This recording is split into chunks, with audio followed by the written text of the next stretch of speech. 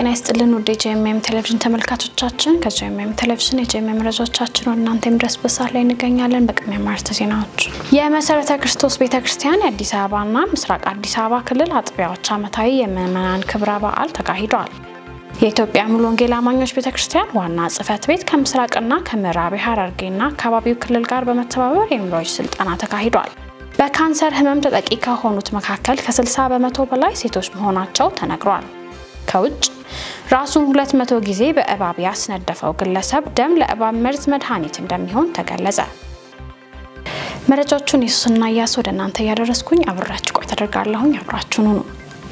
በአሜሪካን ኮሎራዶ የሚገኘው የኢትዮጵያ ወንጌል አማኞች ቤተክርስቲያናት ካውንስል ቅርንጫፍ ጽሕፈት ቤት የውይይትና የአንድነት ጊዜን አካሂዷል። ሚያዝያ 25 ቀን 2017 ዓ.ም በተካሄደው የውይይት መድረክ በኮሎራዶ የሚገኙ የካውንስሉ ቅርንጫፍ ጽሕፈት ቤት አመራሮች፣ የቤተክርስቲያን መሪዎችና ልዩ ልዩ የሚኒስትሪ አገልጋዮች በውይይት መድረኩ ተሳትፈዋል። በኮሎራዶ የካውንስሉ ቅርንጫፍ ጽሕፈት ቤት የቦርድ ሰብሳቢ መጋቢ ጌታቸው ታደሰ በእለቱ የእንኳን ደህና መጣችሁ መልእክት በማስተላለፍ የእግዚአብሔርን ቃል አካፍለው የካውንስሉ አመሰራረትና ጠቃሚነቱን በመግለጽ አብራርተዋል። የቅርንጫፍ ጽሕፈት ቤቱን በዋና ጸሐፊነት ያገለገሉ የሚገኙት ዶክተር አዲያም ሰገድ ወልደ ማርያም የካውንስሉ አጠቃላይ እንቅስቃሴ ዓላማ፣ ራዕይ እንዲሁም ቀጣይ ተግባራቶቹን ለአባላቱ በዝርዝር አቅርበዋል። ካውንስሉ በአሜሪካና በዓለም አቀፍ ሊሰሩ የታሰቡ ስራዎች በማብራራት በኮሎራዶ ከሚገኙ አብያተ ክርስቲያናትና ህብረት ጋር አሁንም ለመስራት ዝግጁ እንደሆኑ አስረድተዋል። በዚህም ከካውንስሉ ጋር በመተባበር አብረን ታላቁን ተልዕኮ በፍቅርና በአንድነት እናገልግል ሲሉ ጥሪ አቅርበዋል። መጋቢ ያሬድ ጸጋዬ ምክትል ዋና ጸሐፊ ሲሆኑ የካውንስሉ የትኩረት መስክ ሚዲያ የአባላት መብትና ግዴታ ዙሪያ በተመለከተ ማብራሪያ ሰጥተዋል። በመጨረሻም ከአባል ቤተ እምነቱ ለተነሱ ጥያቄዎች ምላሽና ሰፊ ማብራሪያ ተሰጥቶባቸው ስብሰባው ተጠናቋል። የዘገበው ቢኒያም ሱፋ ነው። በኢትዮጵያ ወንጌላዊት ቤተክርስቲያን መካነ ኢየሱስ ለማዕከላዊ ምዕራብ ሲኖዶስ መሪዎች የልጆችና የወጣቶች አገልጋዮች ስልጠና ተሰጥቷል። ለማዕከላዊ ምዕራብ ሲኖዶስ መሪዎች ከሰበካዎችና ማህበረ ምዕመናት ለተወጣጡ የልጆችና ወጣቶች አገልጋዮች ከሲኖዶሱ ጋር በመተባበር በዋናው ጽሕፈት ቤት የልጆችና ወጣቶች መምሪያ በኩል በሲኖዶሱ ማዕከል ነጆ ከተማ ስልጠና ተሰጥቷል። በልጆችና ወጣቶች አጠቃላይ አገልግሎት ላይም ሰፋ ያለ ምክክር ተደርጓል።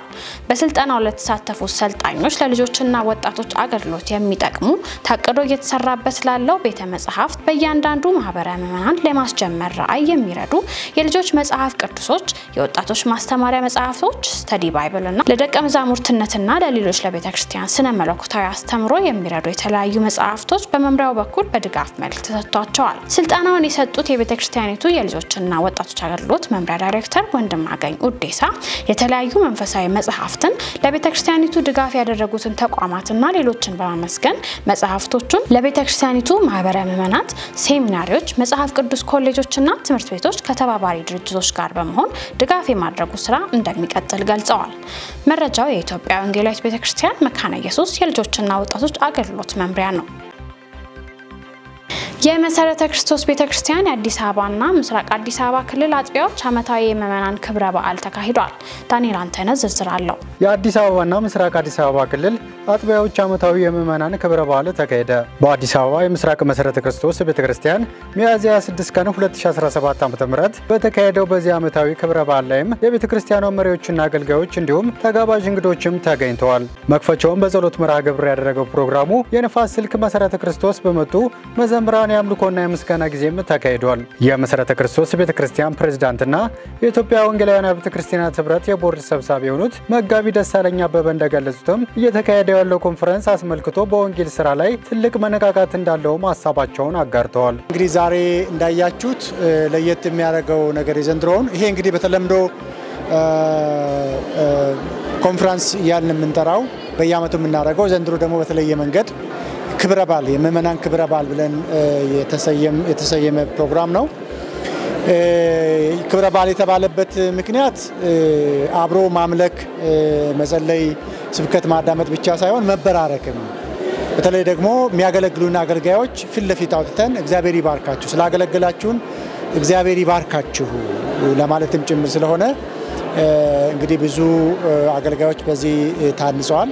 ወደፊትም ደግሞ ለማገልገል ጉልበት ያገኛሉ ብለን ተስፋ እናደርጋለን። በዕለቱም በአሁኑ ሰዓት በማገልገል ላይ ላሉት አገልጋዮችም የባርኮት ጊዜም የተካሄደም ሲሆን የአዲስ አበባ ክልልና የምስራቅ አዲስ አበባ ክልል አብያተ ክርስቲያን ክብረ በዓል ላይ ከሐዋሳ ሕይወት ብርሃን ቤተክርስቲያን የመጡት መጋቢ ጌጡ አያሌው በምሳሌ 25 በእግዚአብሔር ቃል አገልግለዋል። በመሰረተ ክርስቶስ ቤተክርስቲያን አደረጃጀት የአዲስ አበባ ክልል የቦርድ ሰብሳቢ የሆኑት ዶክተር ሰይፈ ወዳጅ እንደተናገሩትም ክብረ በዓሉ በየዓመቱ እንደሚካሄድ በመግለጽ ለ3 ቀናት እንደሚቆይም ተናግረዋል። እንደሚታወቀው አሁን ባለችው ቤተክርስቲያን የመንፈስ ቅዱስ ግለት በጣም አስፈላጊ ስለሆነ ለወንጌል አገልግሎትም የመንፈስ ቅዱስ አገልግሎት አስፈላጊ ነው። ለጸሎትም እንደዚሁ እንደገና የጌታን ዳግም መምጣት ደግሞ ለመጠበቅ በመንፈስ መጋል አስፈላጊ ስለሆነ በዚህ መሪ ቃል አዲስ አበባ ውስጥ በሙሉ ያሉ አጥቢያዎች አንድ ላይ ይሄንን የምስጋና ፕሮግራም እያከበርን ያለነው።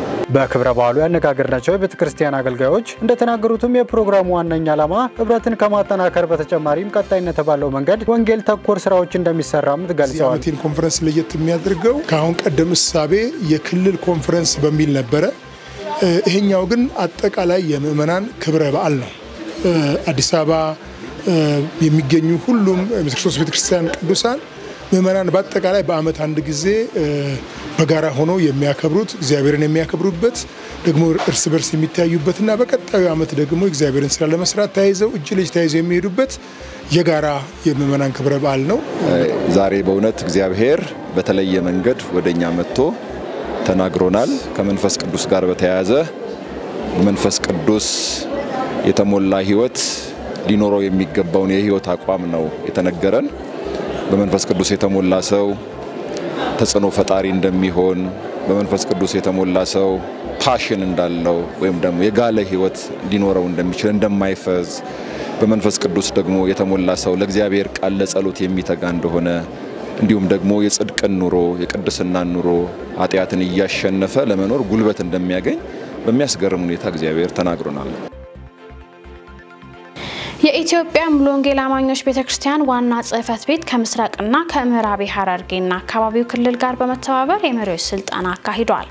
ለሁለት ቀናት በድሬዳዋ መሃል ሙሉ ወንጌል አማኞች አጥቢያ ቤተክርስቲያን በተካሄደው በዚህ ስልጠና ከ55 ከተለያዩ አጥቢያ የተውጣጡ ለ85 የቤተክርስቲያን መሪዎች ተሳታፊ ሆነዋል። የግንዛቤ ማስጨበጫ ስልጠናው በመጋቢ አእምሮ መልካሙ የተሰጠ ሲሆን የቤተ እምነቱን ደንብና ልዩ ልዩ መሪዎችን በተመለከተ በመጋቢ ዳኛቸው ዘውዴ ገለጻ ተሰጥቷል። በመድረኩ ላይ የተለያዩ ጥያቄዎች ተነስተው ምላሽ የተሰጠ ሲሆን በምስራቅ ክልል ፕሬዝዳንት አንዳንድ ማሳሰቢያዎች ለጉባኤው ከተላለፈ በኋላ ከጽሕፈት ቤት ለመጡት አገልጋዮች ጸሎት ተደርጎ መርሃ ግብሩ ተጠናቋል። መረጃው የኢትዮጵያ ሙሉ ወንጌል አማኞች ቤተክርስቲያን ነው። በኢትዮጵያ ሙሉ ወንጌል ቤተክርስቲያን በሰሜን ምዕራብ አዲስ አበባና አካባቢው ክልል 5ኛው ዙር የተተኪ ወጣት መሪ ስልጠና ተካሂዷል። ሚያዝያ 25 እና 26 2017 ዓ.ም በጉለሌ ጳውሎስ አጥቢያ ቤተክርስቲያን የተካሄደው የተተኪ ወጣት መሪ ስልጠና የእግዚአብሔር ተልእኮ በሚል ርዕስ የተሰጠ ሲሆን በርካታ ወጣት አገልጋዮች ተሳታፊ ሆነውበታል። ስልጠናውን ወንድም መኮንን አሰፋ የሰጡ ሲሆን ለሁለቱ ቀን በተሰጠው በዚህ ስልጠና መጠቀማቸውን ተሳታፊዎቹ ገልጸዋል። ይህ ስልጠና በቀጣይ ግንቦት ወር እንደሚጠናቀቅ ካዘጋጆቹ ለማወቅ ተችሏል። በካንሰር ህመም ተጠቂ ከሆኑት መካከል ከ60% በላይ ሴቶች መሆናቸው ተነገረ። በ2022 የወጣው መረጃ እንደሚያመለክተው በዓለም ደረጃ 19 ሚሊዮን ሰዎች በካንሰር በሽታ እንደሚያዙና ከነዚህም 10 ሚሊዮን የሚሆኑት ህይወታቸው እንደሚያልፍ ተገልጿል። ይሁንና የካንሰር መቆጣጠርን በተመለከተ በትኩረት ስራ የማይሰራ ከሆነ ከዓመት በኋላ በ60% ሊጨምር እንደሚችል በጤና ሚኒስቴር የማህፀን በር ጫፍ ካንሰር አስተባባሪ የሆኑት ሲስተር ታከለች ሞገስ ተናግረዋል። በኢትዮጵያ በካንሰር በሽታ ከሚያዙት ታማሚዎች መካከል ቀዳሚው የጡት ካንሰር ሲሆን ሁለተኛ ደረጃ የማህፀን በር ካንሰር፣ ሶስተኛው ደግሞ የአንጀት ካንሰር ቀዳሚውን ስፍራ እንደሚይዝ ተገልጿል። ከነዚህም ውስጥ 60% በላይ ተጠቂ የሚሆኑት ሴቶች መሆናቸው ተነግሯል። ከዚህ በፊት በጥቁር አንበሳ ብቻ ይሰጥ የነበረው የጨረር ህክምና ወደ 4 ሆስፒታሎች የማስፋትና የህፃናት ካንሰር የሚያክሙ 7 ሆስፒታሎች በማድረስ እንዲሁም ማዕከላትን የማስፋፋት ስራ እየተሰራ መሆኑ ተጠቁሟል። መረጃውን ከዳጉ ጆርናል አገኘ ነው። የጂኤምኤም መረጃዎቻችን ወደ እናንተ መድረሳቸውን ቀጥለዋል። አሁን ደግሞ ከውጭ ወዳገኘናቸው መረጃዎች እናልፋለን።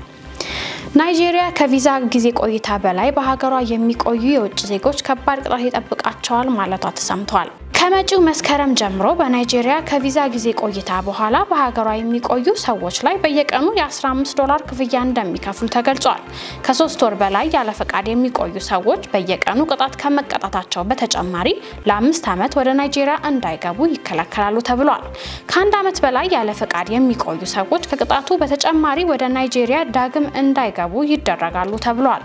በተጨማሪም በናይጄሪያ ያሉ ህገወጥ ስደተኞች በቀጣዮቹ 3 ወራት ውስጥ ራሳቸውን ህጋዊ እንዲያደርጉ እፎይታ መሰጠቱ የተገለጸ ሲሆን ከ3 ወር በኋላ ስደተኞችን ከሀገር የማስወጣት ዘመቻ ይጀምራል ተብሏል።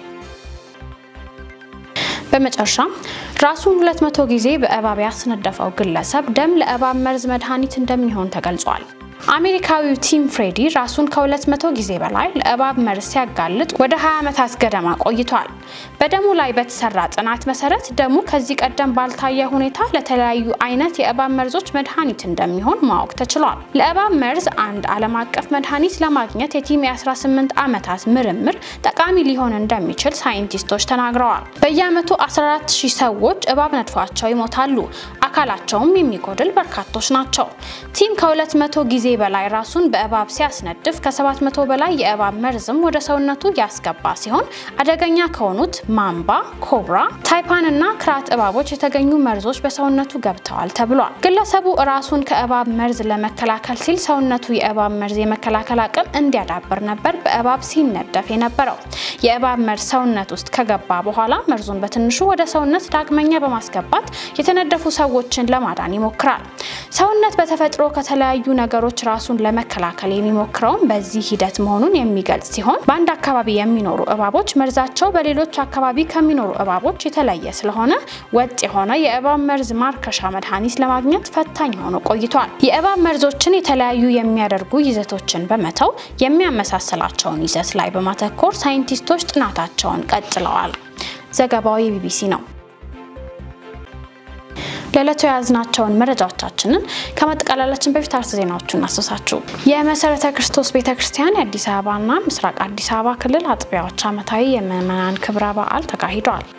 የኢትዮጵያ ሙሉ ወንጌል አማኞች ቤተክርስቲያን ዋና ጽሕፈት ቤት ከምስራቅና ከምዕራብ ሐረርጌና አካባቢው ክልል ጋር በመተባበር የመሪዎች ስልጠና ተካሂዷል።